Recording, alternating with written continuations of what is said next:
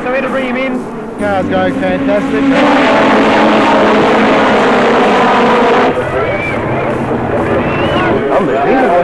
The circuit is bumpy and the wheels are popping everywhere. I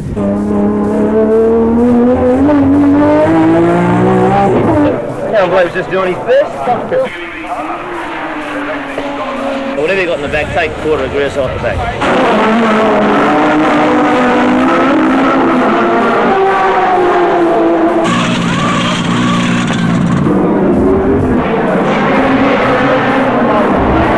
Well, really, I run the whole show, I suppose. Really, I really make decisions on sort of like what tyres they use, what laps they do, and who drives the car.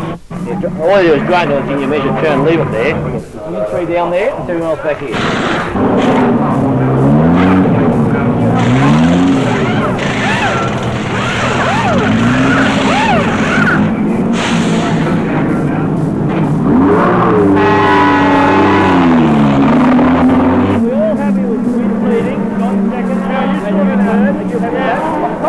If something goes wrong, it's my fault. Ease, Jimmy. Yeah, take on, put these on. And we'll do sort of 10 laps, come in and go again. But in touring cars, it's nowadays, because you've got 500 horsepower and 1,100 kilos of weight, they are very difficult to drive.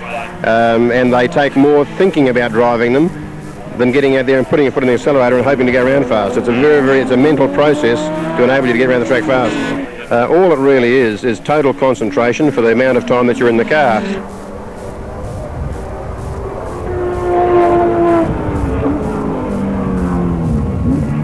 When the bubbles sort of come around, I was waiting to get heaps of opposite on because I thought nothing sort of being that trail in the back. I don't want the radio, I might just do 2 laps. I suppose I've been very lucky to get an opportunity with Nissan Motor Company to go racing. Fred Gibson offered me a chance to come and drive for him in 1986 after doing a fair bit of racing prior, and since then I've driven for Freddie and Nissan in Australia, so I've been very lucky. That was a little bit difficult, I suppose, to start with, because like Brock was sort of like a boyhood idol, and then to come along and have to race against him, it's pretty hard to get over. But after a while, they're just another lot of very, very good drivers. They're aces. And I've been lucky enough that they've taught me a lot on the way also. I think Jimmy's probably been the best. To me, he's one of the best touring car drivers in the world, not only Australia, and he's helped me a great deal throughout the season, and everything I ask him, he tells me the right answers, so he's super. Actually, where you turn in too, there's a big one on the right hand side. Yeah. What I try and do is get the wheels outside. Yeah, outside there? Yeah. I couldn't see enough, so I went to the inside of it. Try and get the wheel on the outside and just run on the outside. Right. You know, I feel, and lots of the top drivers now, like Dick and Brockie and all the guys, we do feel, and we know that we're probably driving better now than we ever have in our lives, and we're 40 years old, you know, a bit more. But the young guys like Mark and a few of the other young drivers are driving incredibly well, but the only thing that they lack is they lack that 20 years experience. Well, quite interestingly, I started motor racing very late in life. You know, I was 26 or 27 when I started rallying. And before that I was a real hoon on the road, you know, like unbelievable that I survived that long. But as soon as I started rallying, the competition part got that out of my system, and ever since then I've just been a very average, you know, reasonably slow, courteous driver on the road.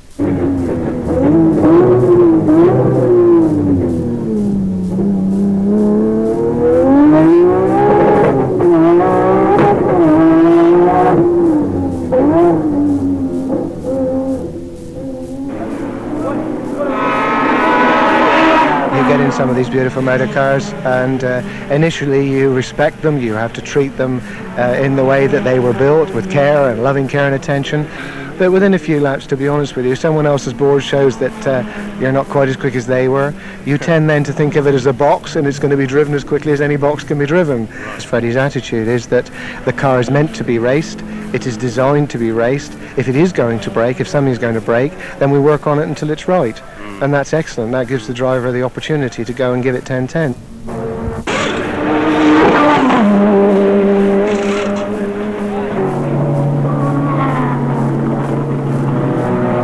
Yeah, it's pretty hard being married in a job like this. You're never home, you live out of a suitcase, but we enjoy it.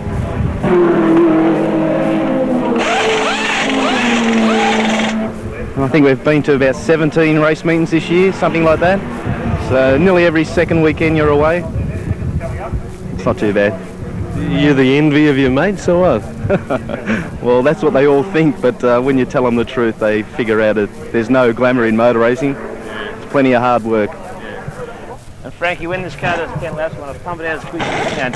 You know, get rid of pump it out. Yep. Pump it out, and exactly how much, and put some tyres on it while we're doing that. We'll put tyres on it while you're doing that, okay? Okay, no worries.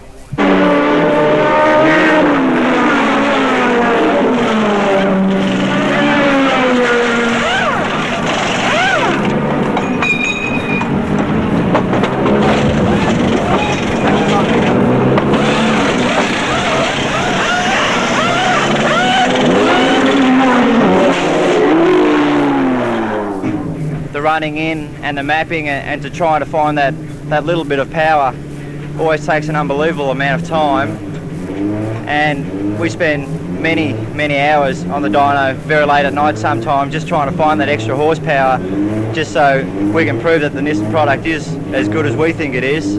Oh, basically sort of putting an engine together, and you get a bit of a thrill by it, you give it to a guy and he goes out and thrashes the pants off it, and you finish a race, and it's a big buzz, yeah. It's a big buzz.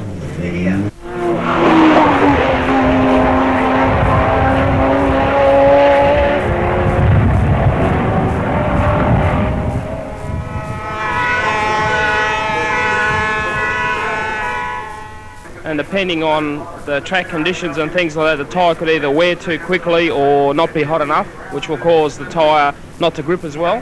You see, every tyre has its own optimum operating range, and that has to be adjusted depending on the sort of a track and the weight of the car, the temperature, the driving style, the length of the race and things like that. And that's all we do. We adjust it every track we go to and every compound that we go to, so we get that optimum operating temperature.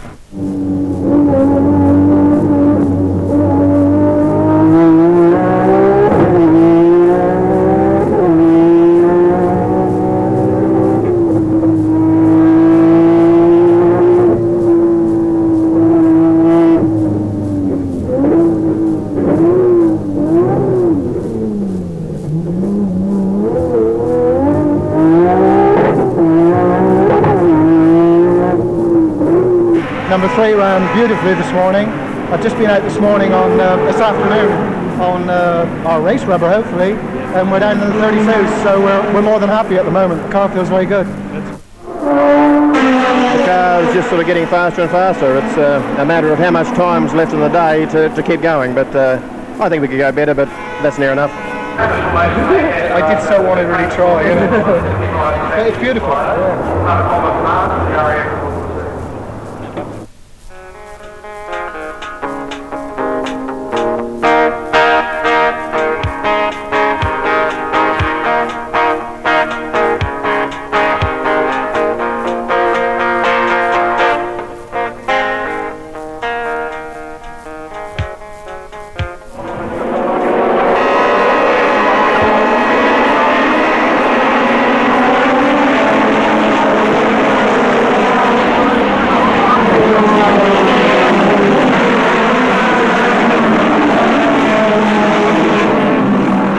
obviously, we don't race these cars just for the fun of motorsport.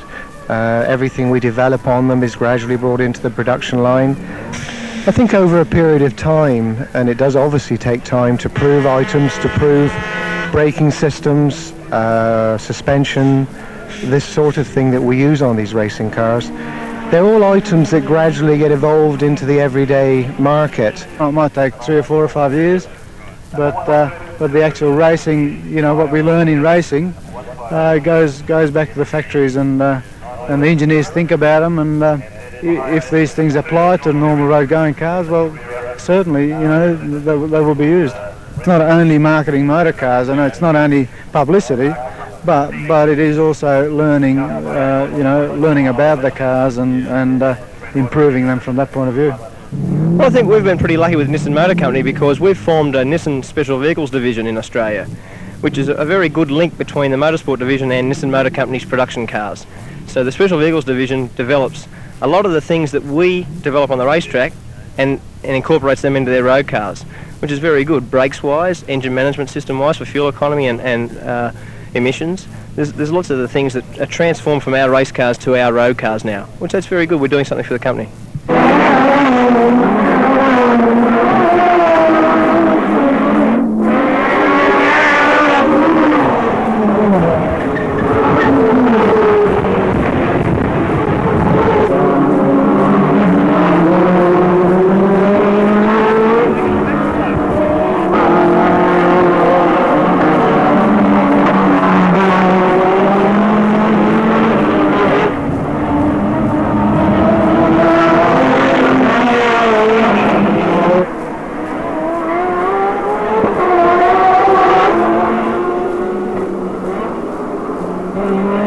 Had to lose somewhere. I don't know what's gone wrong with the car, but we're about to bring him in for his last pit stop.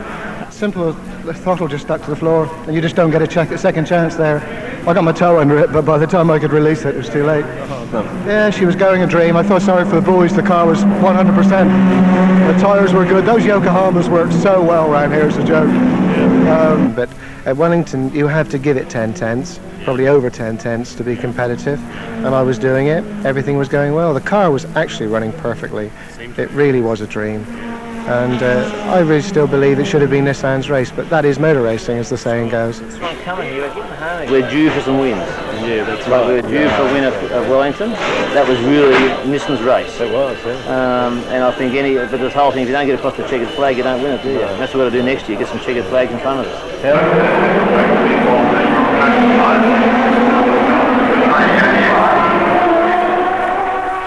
The car that we race is very much built for safety in its construction, in its body structure. Most of us during the course of a few races have 1 or 2 big prangs. But the strength of the Nissan show is quite incredible if you look at it. The car needs an awful lot of work, but the cell that I was in, for instance, is totally safe, and consequently I wasn't injured in any way.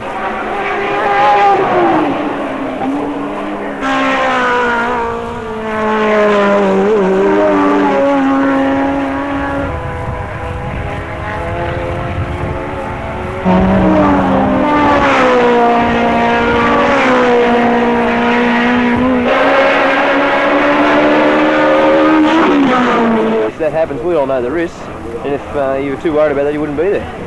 Oh yeah, okay, it's a pretty strong car. We've had some pretty big accidents. I had a pretty big accident in Adelaide, and Glenn Seaton had a pretty big accident a year and a half ago at Bathurst. Rolled the car at sort of 150 miles an hour, so that's a pretty big accident. The cars have been good. You know, we've sort of, I suppose, pride ourselves on trying to make the cars as safe and as strong as we can, but still sort of trying to keep the cars as light to be competitive. You know? I never go around a corner any faster than I know I can get around it. You know, I never take any risks that I know that's going to spear off the track. That's crazy. I mean, to win the race, you've got to stay on the track for the total distance. As touring cars is very, very safe. We've got big roll cages in the cars, we've got fireproof overalls, good crash helmets, and if anything did happen, you know, you'd have to be very unlucky to get hurt. Well, to me, it's safer than driving down the road because, I mean, you've got a car that's very, very well put together. You've got totally dedicated pit crew who do their own job as well as I do mine, and you have complete faith in the fact that they have put the car together perfectly. You go out in it and you drive it at 10 tenths or as fast as you like. we've always battled against the Sierras with probably 80 to 100 horsepower less at different stages. And that's very difficult to beat a car that's got more horsepower than you sort of thing. We're looking forward to another 100 horsepower probably next year now. After that, we'll be looking like giving the Sierras a bad time. I suppose it's the only thing that keeps me going. It's hard to keep going in this game. It's been a very hard year this year, coming on from last year where we didn't make a very good job of it, to being very successful this year, I believe, what we got. We're lucky with a new car being four-wheel drive. We'll still put all our horsepower on the road. So it's a new era in touring car racing, really, to have a four-wheel drive car in Group A. And I think really, to say anything over 500 horsepower, you need four-wheel drive, and we're the car that's got it.